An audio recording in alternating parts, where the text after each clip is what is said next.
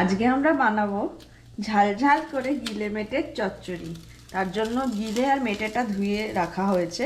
এটা মোটামুটি 500 গ্রামস আছে গিলে আর মেটে।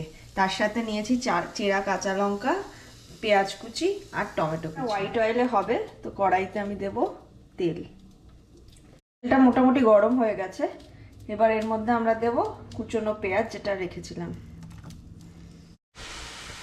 পেঁয়াজটা মোটামুটি ভাজা হয়ে এসছে। এর মধ্যে একটুখানি আমি নুন দেব, দিয়ে আবার মিক্স করব। আর এর মধ্যে দিয়ে দেবো আদা আর রসুন বাটাটা।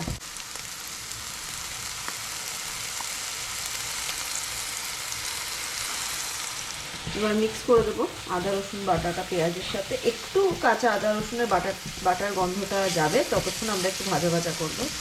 মোটামুটি পেঁয়াজ আদা রসুনের কাঁচা গন্ধটা চলে গেছে। এবার আমি মশলাগুলো দিয়ে দেবো। বেসিক স্পাইসেস দেব, হাফ টিস্পুন হলুদের গুঁড়ো, তারপর দেব 1 টিস্পুন মতো জিরের গুঁড়ো, 1 টিস্পুন মতো ধনের গুঁড়ো,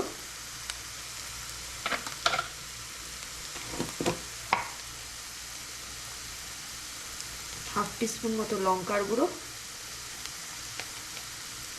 আর দেব 1 টিস্পুন মতো, তার একটু বেশি, কাশ্মীরি লঙ্কার গুঁড়ো দিয়ে এবার মিক্স করে নেব। মশলাটা এবার তেল ছাড়া অবধি আমরা কুক করব। মশলাটা হালকা তেল ছেড়ে দিয়েছে। আমি এবার টমেটো যেটা কুচিয়ে রেখেছিলাম সেটা দিয়ে দেবো এর মধ্যে,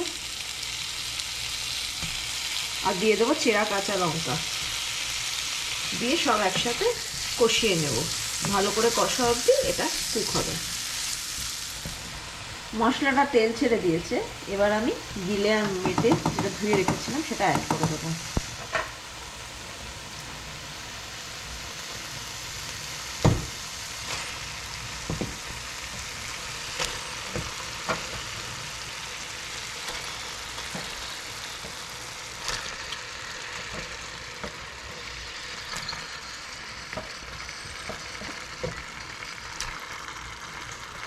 তারপর আমরা মিক্স করব এটাকে।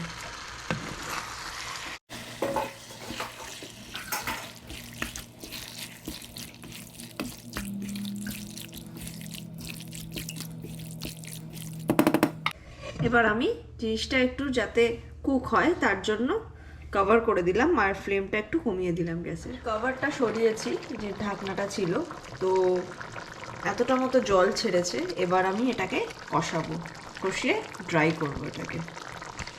গ্রেভি পুরো শুকিয়ে এসছে। আমি এর মধ্যে মোটামুটি এটা হয়েই গেছে। এর মধ্যে আমরা দিয়ে দেবো 1 টিস্পুন মতো চিনি, আর দেব হচ্ছে গার্নিশের জন্য ধনেপাতা কুচি।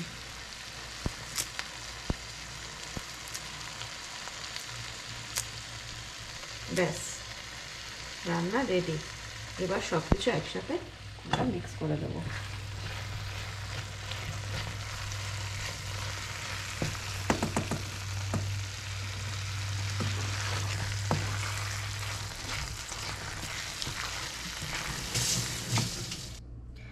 রান্না রেডি অ্যান্ড সার্ভড। খুব ভালো খেতে হয়, ডেফিনেটলি ট্রাই করবেন।